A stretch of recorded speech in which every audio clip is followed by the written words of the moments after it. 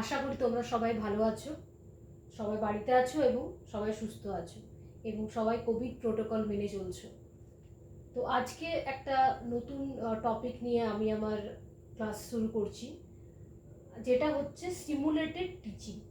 Simulated teaching কথাটি একটি যারা টিচার্স ট্রেনিং নিচ্ছ, টিচার হওয়ার জন্য প্রশিক্ষণ নিচ্ছ, তাদের জন্য কিন্তু এই প্রসেসটা একটা খুব উন্নত একটি প্রসেস এবং খুব গুরুত্বপূর্ণ একটি টপিক।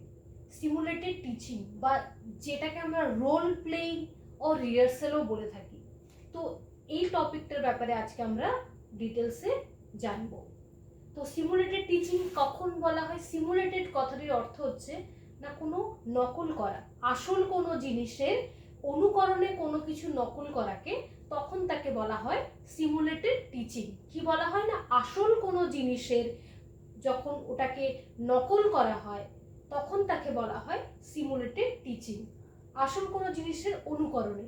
তো এখানে আসল কোন জিনিসটা আর অনুকরণ কোন জিনিসটা সেটা আমরা আজকে জানবো। আসল জিনিস বলতে আমরা যে ফাইনাল টিচিং বা আমাদের যে প্র্যাকটিস টিচিংয়ে আমরা জানি কোনো বিএড বা ডিএলএড এর যে টিচার্স ট্রেনিং হয়, সেই ট্রেনিংয়ের ক্ষেত্রে একজন শিক্ষার্থীকে যখন পাঠানো হয় স্কুলে তার প্র্যাকটিস টিচিংয়ের জন্য, তো সেটাকে যদি আমি মূল বা প্রধান ধরে থাকি, তো তার অনুকরণকে আমরা বলতে পারি তার সেই স্কুলে পৌঁছানোর আগে আমাদের টিচার্স ট্রেনিং কলেজগুলিতে যে একটি ক্লাসরুমের মধ্যে আর্টিফিশিয়াল একটি এমনভাবে এনভায়রনমেন্ট ক্রিয়েট করা হয় যেখানে শিক্ষকতা প্রদান টিচার এবং স্টুডেন্টসের মধ্যে যেভাবে ইন্টারেকশনগুলি হয়ে থাকে সেই ব্যাপারে কি হয় না, সেই ব্যাপারে আলোচনা বা সেই ব্যাপারে একটি ক্লাসরুমকে অনুকরণ করে শেখানো হয়। তো সেই অনুকরণ করা ক্লাসটিকে আমরা কি বলতে পারি না, সিমুলেটেড টিচিং।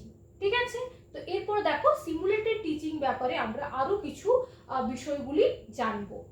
প্রথমে জানবো যে সিমুলেটিভ টিচিং কি। It is a teacher training technique. Obviously আমি তোমাদেরকে বললাম যে যখন তোমরা কোনো টিচার্স ট্রেনিং করতে যাচ্ছ, টিচার হওয়ার জন্য যে ট্রেনিং, সেই ট্রেনিংয়ে তোমাদের এটা একটা টেকনিক। আমরা অনেক রকমের টেকনিকের ব্যাপারে আমরা জানি, অনেক কিছু টেকনিক ফলো করা হয় একজন একটা টিচার্স ট্রেনিং কলেজে একজন সুদক্ষ টিচার গড়ে তোলার জন্য। তো সেক্ষেত্রে এটা একটা one type of teaching technique. Second কি না, simulated teaching is usually used in teacher education. It is employed before sending the pupil teachers to actual teaching. তো কি না, simulated teaching is usually used in teacher education. তো simulated teaching মূলত কোন ক্ষেত্রে use করা হয় না, টিচার এডুকেশনের ক্ষেত্রে। It is employed before sending the pupil teachers to actual teaching. যখন অ্যাকচুয়াল টিচিংয়ের জন্য পাঠানো হয় তার আগে পিউপিল টিচার যারা, তাদেরকে কিন্তু এই প্রশিক্ষণটা দেওয়া হয়ে থাকে। নেক্সট কি না, simulated is an accurate representation of realistic situation. এটা একটা ডেফিনেশন, ডিজি রেন্সের দেওয়া একটা ডেফিনেশন কি না, simulated is an accurate representation of realistic situation. Clear?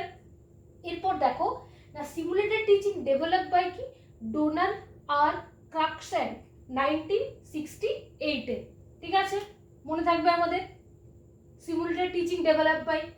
এরপর কি কত সালে হয়েছিল? 1968-এ। ঠিক আছে, এরপরে কি না, একজন যিনি প্রশিক্ষণ নিচ্ছেন সেই পিউপিল টিচারকে আমরা বলবো তার কি হয় না, তিনি বিভিন্ন প্লে বা অ্যাক্টিং করে থাকে। এখানে আমরা বলেছি রোল প্লে বলা হয়। রোল প্লে মানে অ্যাক্টিং। কিভাবে অ্যাক্টিংটা হয় না, যখন সেই শিক্ষার্থীটিকে বা সেই পিউপিল টিচারকে ফাইনাল টিচিংয়ের জন্য ক্লাস পাঠানো হয় বা প্র্যাকটিস টিচিংয়ের জন্য পাঠানো হয়, কোনো একটা পার্ট আছে যেখানে কোনো স্কুলে তাকে 2 কি 3 মাসের জন্য বা একটা পিরিয়ড আছে যেখানে তাকে প্র্যাকটিস টিচিংয়ের জন্য পাঠানো হয়। সে পাঠানোর আগে যেহেতু তার অনেক রকমের স্কিল ডেভেলপমেন্ট করার প্রয়োজন হয়ে পড়ে, তাই সেই টিচার্স ট্রেনিং কলেজগুলোতে এক একটি ক্লাসরুমে যে ধরনের রোল প্লের মাধ্যমে একটা আর্টিফিশিয়াল ক্লাসরুম গঠন করে, বিদ্যালয়ের আর্টিফিশিয়াল ক্লাসরুম গঠন করা হয়, তো সেখানে কি টিচারকে 3 ধরনের রোল প্লে করতে হয়। কি বলা আছে, pupil teacher has to play 3 roles. কি করা হয় না, 3 ধরনের রোল প্লে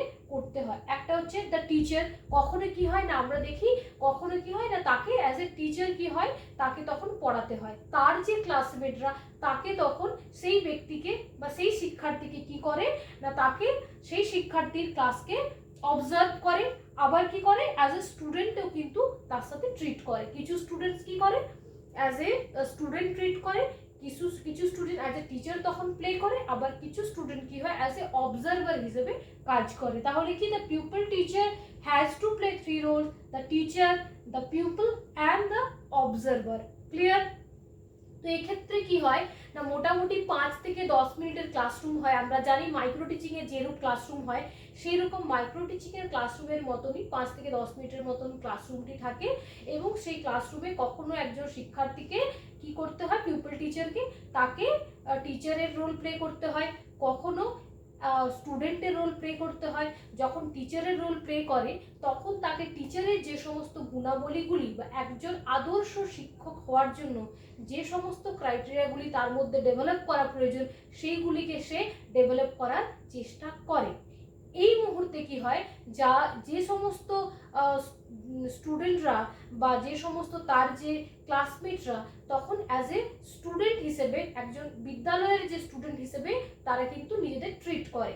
ঠিক আছে, তাদের মধ্যে কিন্তু কোশ্চেন অ্যান্সারের একটা ইন্টারাকশন হয়ে থাকে। এরপর কি হয় না, এরপর কি কিছু স্টুডেন্ট অবজার্ভ করে পুরো প্রসেসিংটা, তারপরে কি হয় না, পুরো প্রসেসিং অবজার্ভ করার পরে কি হয় না, সেক্ষেত্রে তাকে সেই ক্লাসরুমটির ফিডব্যাক দেওয়া হয়ে থাকে, সেই শিক্ষার্থীকে, সেই পিউপল টিচার্সকে ফিডব্যাক দেওয়া থাকে, তার কিছু good qualities or bad qualities, সেইগুলোকে কি হয়, সেগুলোকে নেক্সট টাইম সে মডিফাই করার চেষ্টা করে। তো এইভাবে বারবার রিহার্সালের মাধ্যমে কি হয়, তার যে শিক্ষকতা করার যে গুণাবলীগুলি কিন্তু আস্তে আস্তে কিন্তু সেগুলো ডেভেলপ করা হয়। কিন্তু এটা টোটালি কি হয় না, একটা আর্টিফিশিয়াল প্রসেসের মধ্যে হয়ে থাকে, একটা আর্টিফিশিয়াল ক্লাসরুম ক্রিয়েট করে সেই ক্লাসরুমের মধ্যে কিন্তু করা হয়ে থাকে। ক্লিয়ার? নেক্সট কি বলবো না, এক্ষেত্রে কি একজন টিচার কখনো পিউপল, কখনো টিচার, কখনো অবজারভার। ঠিক আছে, তো এরপরে আমরা জানবো যে এই আর্টিফিশিয়াল ক্লাসরুম বা সিমুলেটেড যে টিচিং প্রসেস, এই টিচিং প্রসেসটিকে আরো কি কি নামে নামকরণ করা হয়ে থাকে, এই ব্যাপারে আমরা এরপরে আলোচনা করব।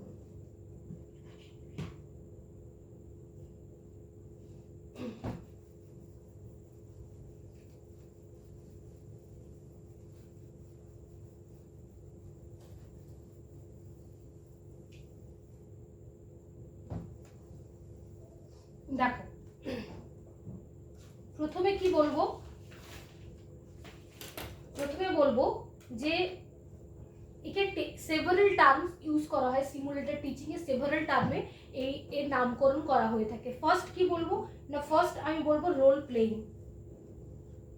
ফার্স্ট কি বলবো, রোল প্লেইং।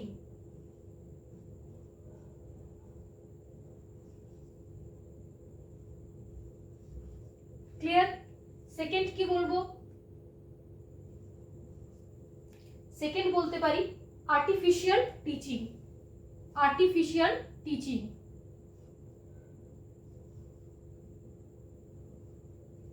যেহেতু আর্টিফিশিয়াল ক্লাসরুম ক্রিয়েট করে এই টিচিং প্রসেসটা দেওয়া হয়, এই টেকনিকটা ইউজ করা হয়, তাই এই প্রসেসটাকে আর্টিফিশিয়াল টিচিং বলা হয়ে থাকে।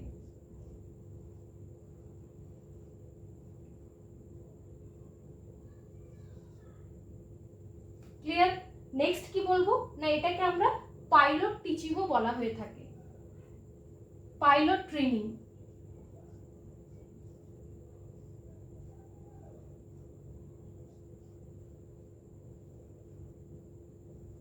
Pilot training. ক্লিয়ার? এরপর কি বলবো, একে আমরা ল্যাবরেটরি টিচিংও বলতে পারি। কি বলি, ল্যাবরেটরি।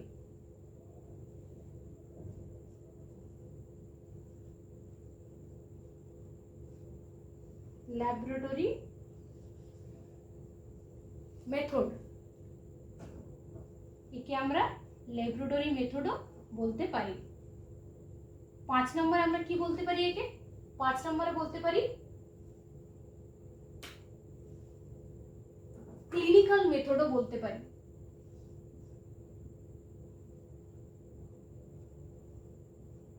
ক্লিনিক্যাল মেথডও বলতে পারি। ক্লিয়ার? নেক্সট কি বলতে পারি না ইন্ডাকটিভ সায়েন্টিফিক মেথডও বলা যেতে পারে। তাহলে সিমুলেটেড টিচিং এর দেখো কতগুলি নাম আছে। একে রোল প্লেইং বলা যেতে পারে, একে আর্টিফিশিয়াল টিচিং বলা যেতে পারে, একে পাইলট টিচিং বলা যেতে পারে বা পাইলট ট্রেনিং বলা যেতে পারে, একে ল্যাবরেটরি মেথড বলা যেতে পারে, আবার একে ক্লিনিক্যাল মেথডও বলা যেতে পারে। ক্লিয়ার? এরপর প্রশ্ন আসে যে এই ধরনের টিচিং প্রসেস ক্লাসরুমে শেখানোর উদ্দেশ্যটা কি? সবকিছুরই উদ্দেশ্য থাকে, তো সেই উদ্দেশ্যটা কি, সেই উদ্দেশ্যটার ব্যাপারে এরপর আমরা জানবো। সেই উদ্দেশ্যটা কি না অবজেক্টিভস বলতে পারো। সে অবজেক্টগুলো কি না modification of teacher behaviour, modification করা। মডিফিকেশন কি করা না মডিফিকেশন কি বলতে পারি আমরা? মডিফিকেশন করা। মডিফিকেশন, মডিফিকেশন কি করা না একজন আদর্শ শিক্ষক হওয়ার জন্য যে ধরনের গুণাবলীগুলো আমাদের মধ্যে থাকা প্রয়োজন সেইগুলিকে আমাদের মডিফাই করা, সেগুলিকে আমাদের যে ভুল ত্রুটিগুলো আছে সেগুলিকে আসল ফিল্ডে যাওয়ার আগে শুধরে নেওয়া। আমরা যেরকম কোনো নাচ কোনো প্রোগ্রাম করার আগে আমরা কি করি? রিহার্সেল করি। রিহার্সেলের মাধ্যমে আমরা সেই তার যে প্রদর্শনীটা আমরা করি বা যে ধরনের পারফরমেন্সটা করি সেই পারফরমেন্সটার ব্যাপারে আমরা নিজেদেরকে দক্ষ করার জন্য আমরা নিজেদেরকে আরও বেশি রিহার্সেল করতে হয়। সেই রকম একজন আদর্শ শিক্ষক হিসেবে আমি যখন অ্যাকচুয়াল যে প্ল্যাটফর্মে আমি পারফর্ম করব অ্যাজ এ টিচার যখন কোনো স্কুলে, তার আগে আমার নিজের মধ্যে সেই সমস্ত গুণাবলীগুলির মডিফিকেশন করা খুব বেশি জরুরি। তাই অবজেক্টিভস এর মধ্যে ফার্স্ট কি আসছে? মডিফিকেশন করা। সেকেন্ড কি আসবে? Skill development. কি আসবে? Skill development.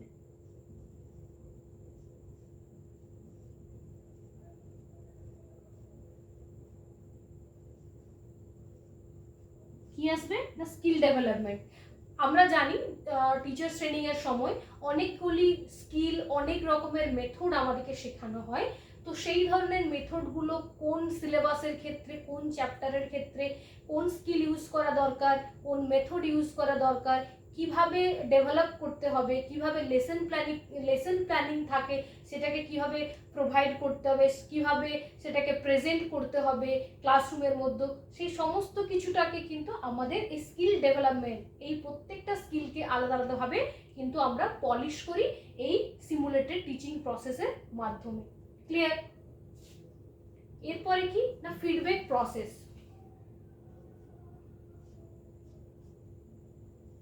Feedback process, feedback.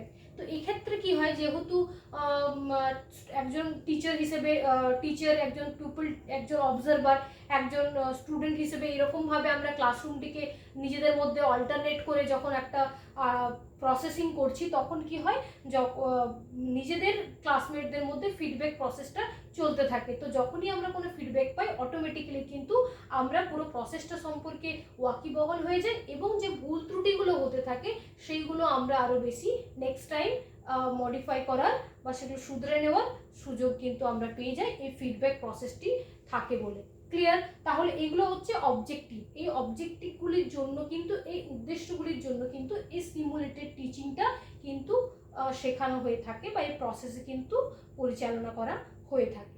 Clear? Next কি? নেক্সট আমরা জানবো যে কিছু স্টেপ রয়েছে, কিছু স্টেপের মাধ্যমে কিন্তু এই সিমুলেটেড টিচিং প্রসেসটা হয়ে থাকে। ঠিক আছে? কি থাকে? কিছু স্টেপ রয়েছে, সেই স্টেপগুলিকে আমাদের ফলো করতে হয়। যেমন বা বলতে পারি স্টেপস। কি স্টেপস? এগুলি কি ছিল? অবজেক্টিভ।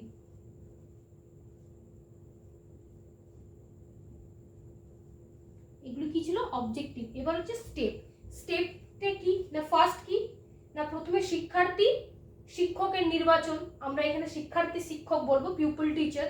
প্রথমে একজন শিক্ষার্থী শিক্ষককে নির্বাচন করতে হবে, তার মানে হচ্ছে সিলেক্টিং পিউপল টিচার।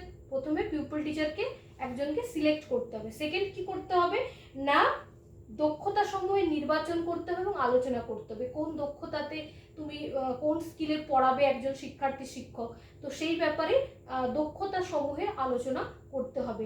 নেক্সট 3 নম্বরে কি থাকে না, বিভিন্ন কর্ম প্রক্রিয়াকে তৈরি করতে হবে। 4 নম্বরে কি থাকবে, মূল্যায়ন পদ্ধতিকে স্থির করতে হবে, মূল্যায়ন করতে হবে। তারপরে কি, প্র্যাকটিস সেশনটাকে সংগঠিত করতে হবে। তারপরে কি, তারপরে প্রয়োজনে পদ্ধতি পরিবর্তন করতে হবে।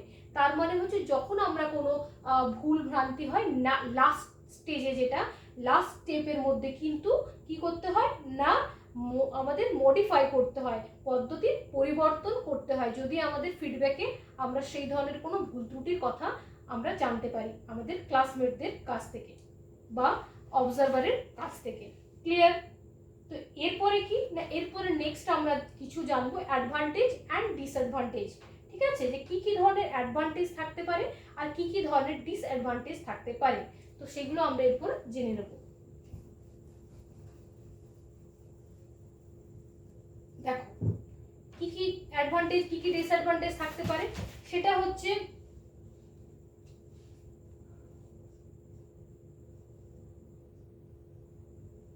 অ্যাডভান্টেজেস। অ্যাডভান্টেজেসের মধ্যে কি থাকে, 1 নম্বরে অবশ্যই বলবো relation between theory and the practical. আমরা যখন টিচার্স ট্রেনিংয়ের জন্য প্রথমে পড়াশোনা করছি, তখনই আমাদের টোটালি কিন্তু ট্রেনিংটা আমাদের কিন্তু থিওরি বেসিসে হয়, প্র্যাকটিক্যাল কোনো নলেজ আমাদের ক্লাসরুম ম্যানেজমেন্টের কোনো রকম থাকে না। সেক্ষেত্রে কি হয়, এই ধরনের যে সিমুলেটেড টিচিংটা আমাদের দেওয়া হলে কি আমাদের প্র্যাকটিক্যাল জ্ঞানটাও কিন্তু হয়ে যায়। তো মূল অ্যাডভান্টেজ কি আছে এই সিমুলেটেড টিচিং এর, একটা হচ্ছে relation between theory and practice.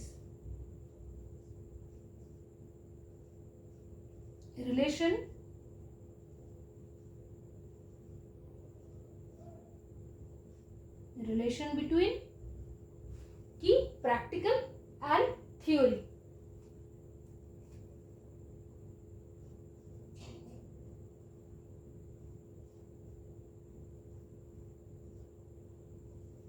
Practical and কি, থিওরি।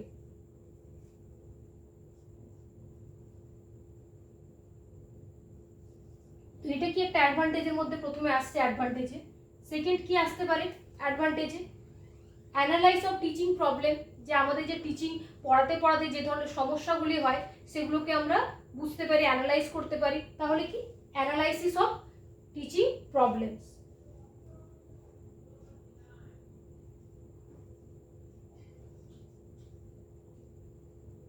অ্যানালাইসিস অফ কি হবে, টিচিং প্রবলেমস।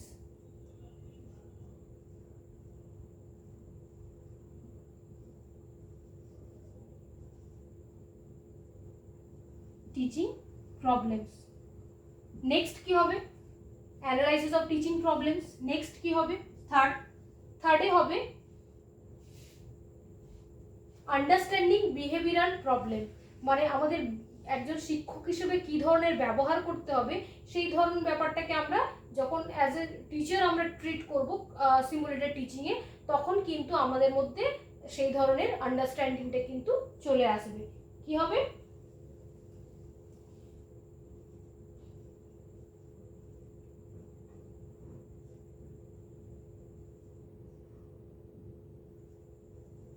Understanding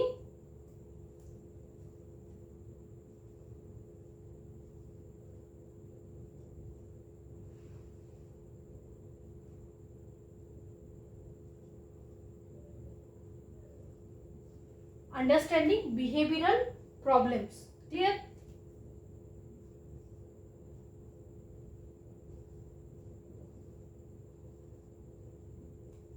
clear? এরপর 4 নম্বরে কি হবে না, টু প্লে ডিফারেন্ট রোল। এখানে আমরা 3 ধরনের রোল প্লে করতে পারছি, টিচারের রোল প্লে করতে পারছি, এরপর স্টুডেন্টের রোল প্লে করতে পারছি আর অবজারভারের রোল প্লে করতে পারছি। তাহলে কি হয় না এই ক্ষেত্রে টু প্লে ডিফারেন্ট রোল।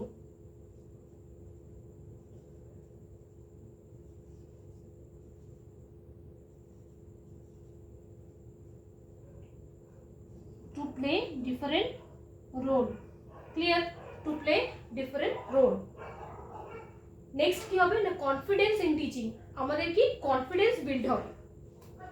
অনেক সময় দেখা যায় সিমুলেটেড টিচিং যদি ঠিকঠাক না করে সেক্ষেত্রে কিন্তু প্র্যাকটিস টিচিংয়ে যাওয়ার পরে কিন্তু স্টুডেন্টের মধ্যে সমস্যা সৃষ্টি হতে পারে স্টুডেন্টদের সাথে ইন্টারেকশন করা এবং ক্লাসরুম ম্যানেজমেন্টের ক্ষেত্রে।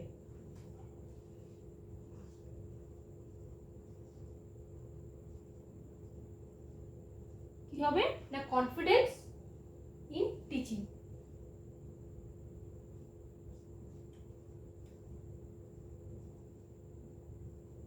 Confidence in teaching, clear.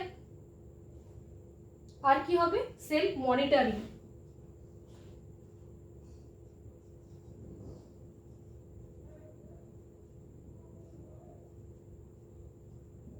এই ক্ষেত্রে আমরা সেলফ মনিটর করতে পারবো। তাহলে কি অ্যাডভান্টেজেস গুলো কি কি না relation between practice and theory, এখানে প্র্যাকটিক্যাল আর থিওরির মধ্যে কিন্তু একটা রিলেশন তৈরি হচ্ছে। নেক্সট হচ্ছে অ্যানালাইসিস অফ টিচিং প্রবলেমস, যে সমস্ত টিচিং প্রবলেমসগুলো আছে টিচিংয়ের ক্ষেত্রে প্রবলেমগুলো আসে সেগুলো আমরা অ্যানালাইজ করতে পারবো। আন্ডারস্ট্যান্ডিং বিহেভিয়ারাল প্রবলেম, যে ধরনের ব্যবহারজনিত যে সমস্যাগুলি আসে সেগুলোকে আমাদের সমাধান হতে সম্ভব হয়ে থাকে।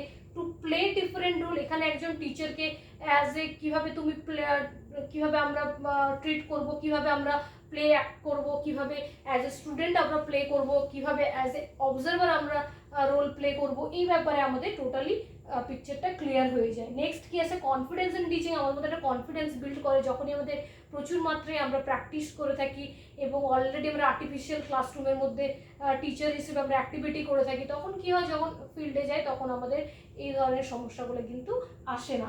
লাস্ট কি সেলফ মনিটরিং, আমরা নিজেদেরকে সেলফ মনিটরিং করতে পারি, আমরা নিজেদের ভুল ত্রুটিগুলো ব্যাপারে জানতে পারি এবং বুঝতে পারি এবং আমাদের সেখানে চেঞ্জ করার সেগুলোর মধ্যে কিন্তু প্রচুর মাত্রায় সুযোগ থাকে, ক্লিয়ার।